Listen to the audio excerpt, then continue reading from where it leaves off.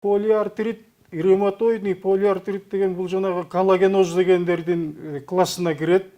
Дүйнөдө лечениясы жана өзүңүз билген эле базовый терапия, анан кийин обезболивающий, анан мыкты болсо гормондорду берет да. Сиз биздин дарыларды ичкенден баштап, эгерде жанагы бизде бир скорый помощь бар деп эдим, жана клеткалардын өскөнүн токтоткон. Так, ушул дарыны 100 тамчыга жетип, ошо бир жылга жакын ичкен болсоңуз, көп эле жеңилдеп калган болушуңуз керек.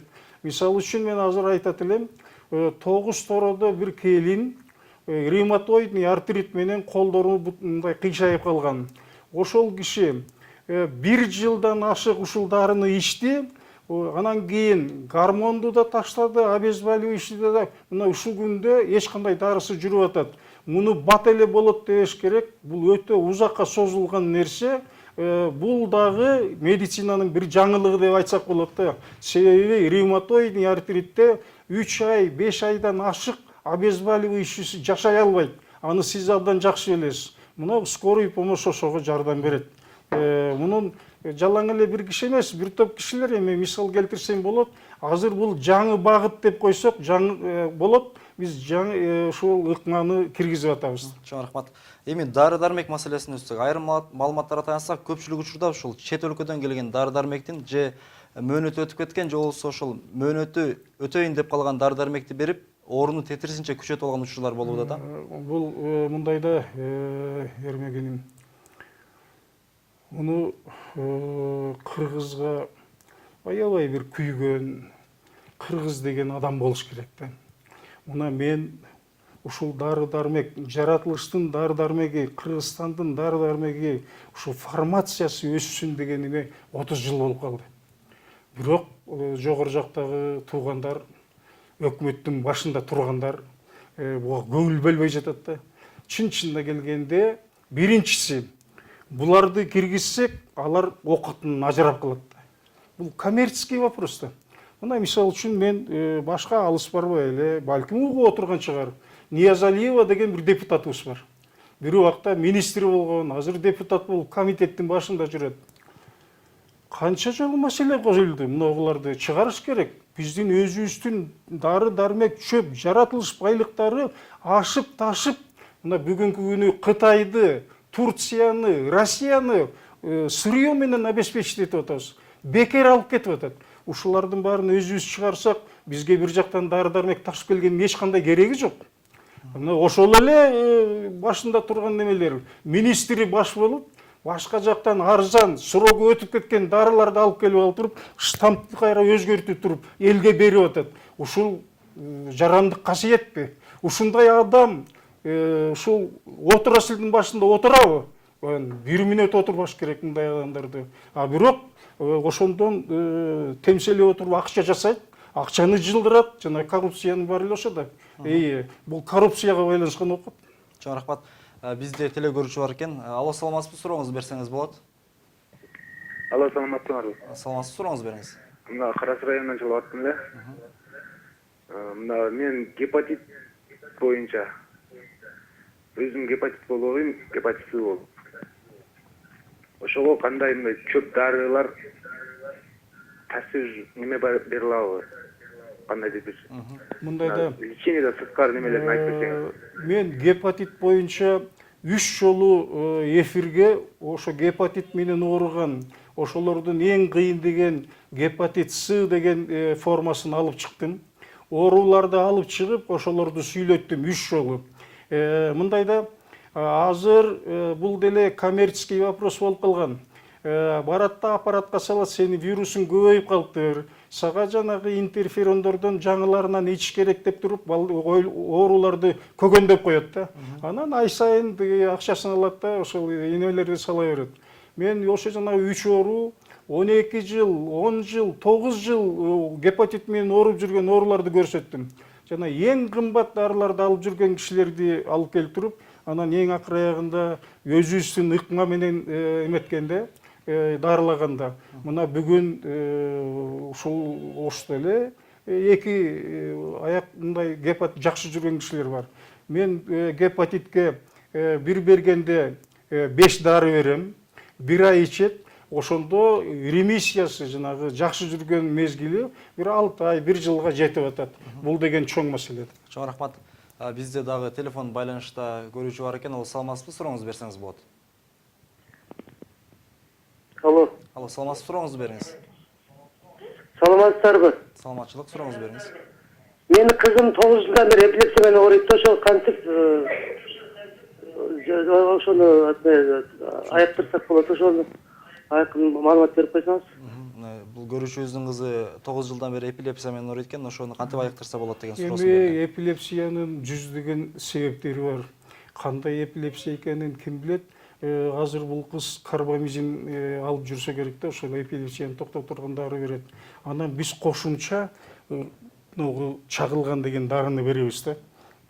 Бул дагы эпилепсияны такыр жоюп таштабайт, бирок мөөнөттөрүн узартат да, кармаган мөөнөттөрүн. Келсе көрүп, карап көрөлү, эмне жардам болсо көрсөтөлү. Кийинки учурларда ушул кайсы гана медицина болбосун, ушул дары-дармектердин бир тарабынан пайдалуу болгону менен экинчи тарабынан зыяны да болууда. Мисалы, бир дары давленияга пайда болсо, экинчи тарабынан бөйрөк, ошол эле жүрөктөргө зыян болот. Эми ал туура маселе.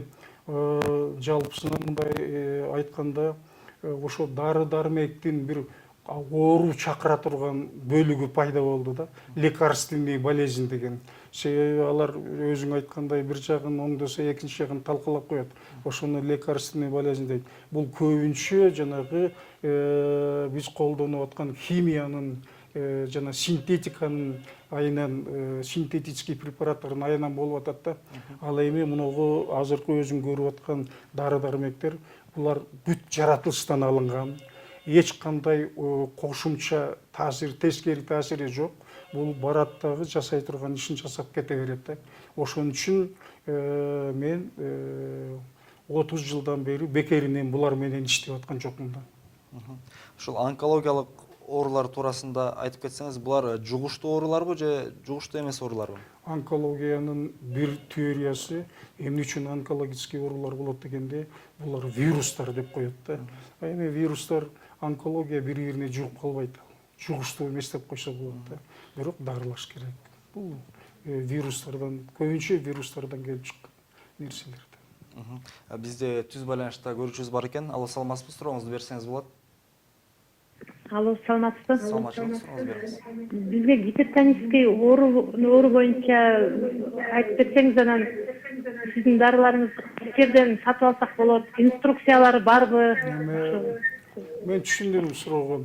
Бул жүрөк кан тамырдын эң эле көп тараган формасы бул давлениянын ашып ташып кеткен да. Бул эми азыркы биздин нерв, биздин жашоо менен байланышкан нерселер болуп атат да. Гипертония барып инфаркт кылып атат, гипертония барып инсульт кылып атат, диабеттериң деле баары чогулуп ошону менен ожирениең деле ошол жака барып атат да. Эми дарылоо эмеси боюнча мунугу кайра дагы бир кайталап коеюн. Чагылган деген дары, мунун курамында долоно бар. Долоно деген бул жүрөктүн гүл азыгы да, тамагы. Анан кийин жанагы ит мурун бар.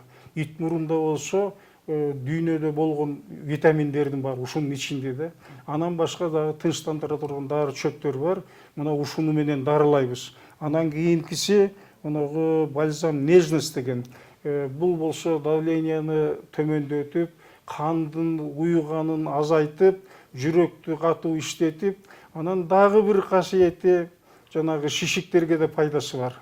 Шишиктерди токтотот.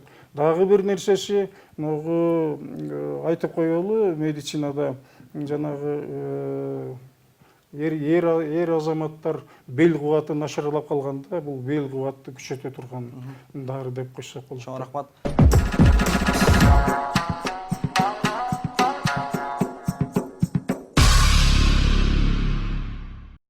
Эң башкысы теле берүүсүбүз көрсөтүүсү улантат. Бизде түз байланышта телефон бар экен. Алло, саламатсызбы, сурооңузду берсеңиз болот.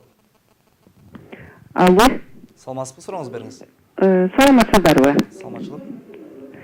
Мен мындай суроо берем элем. Хронический бронхитти кандай дарылайсыз? Биринчи суроом. Экинчи суроом, азыр шаарда кабыл алып атасызбы? Кайсы жерден сизге жолугуп көрүнсөк болот? Хронический бронхитти абдан жакшы дарылап беребиз, натыйжасы жакшы. Ал эми кайда кандай бул телевидениеден адрести алып алсаңар болот. Чоң рахмат. Ушул рак ооруларынын түрлөрү көп экен да. Ошону бир отоламда айыктырса болобу? Мындайда рак түрлөрүнүн көп. Териден баштап сөөккө чейин бардык эле рак боло берет да. Анан ар кимисинин өзгөчөлүгү бар. Бизги кызыктырганы сөөкпү, териби баары өсөт да. Клеткалар көбөйөт, өсүп кетет. Анан биз кайсы формасына болсо да кирише беребиз да. Азыркы учурда ушул көпчүлүк эле адамдарда ушул давление деген да оору күч алып атат да. Ушул давлениени такыр түп тамырдан жок кылып салуу мүмкүнбү? Давление деген эми мындайда бул нерв менен байланышкан окот да. Сен мисалы үчүн эрмегинин бир күндө канча жолу кыжалат болосуң? Ушунун бардыгы нерв менен чечиле турган маселелер да. Биздин турмуш, күнүмдүк жашообуз жакшы болбой жатпайбы? Биз ушуга караганда эгерде ата бабанын салтына кайрылсак, көптөгөн гипертониядан кутулмакпыз да. Мисалы үчүн улуу кичүү деген бар, ата бала деген бар, сый урмат деген бар, ызаат деген бар. Азыр жаштарда барбы ошонун баары? Же сактайбызбы ошо кыргызчылыкты? Эгерде ошондой сактасак, мынагы япондордой болуп, гипертония көп болбойт элек. Чоң рахмат. Бизде түз байланышта көрүүчү бар экен. Ал саламатсызбы? Сурооңуз берсеңиз болот. Алло, саламатсызбы? Саламатчылык, сурооңуз бериңиз. Мен сіздерге суроо берейин дегем, ака. Мен гепатит Б менен ооруп, 15 күн больницада жатып чыктым. Ошо кандай дарыларды айта аласыз? Сиздерден дарылансам болобу? Гепатит Б-син кайсы эле формасын болсо дарылаганга бизде мүмкүнчүлүк бар, дарылар да бар, аны сүйлөшсөк болот. Дагы бир кызыктуу суроо, бул онкологиялык оорулардын айрым түрлөрүн бул жаңыдан башталганда ырым-жырым аркылуу жок кылган дагы бир элдик дарыгерлер бар экен. Бул сөздүн канчалык деңгээлде чындыгы бар?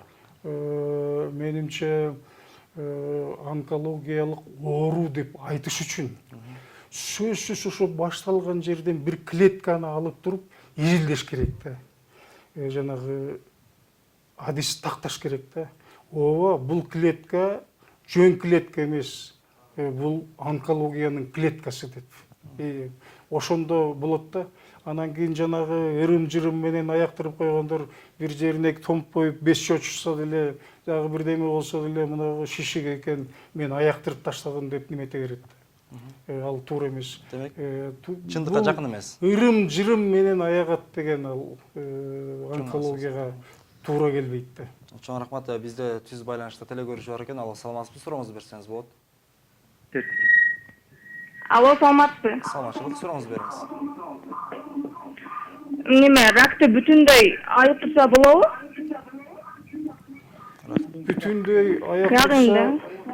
Бүтүндөй аяктырса, көптөгөн кишилер ушундай жабыркагандан кутулат эле да.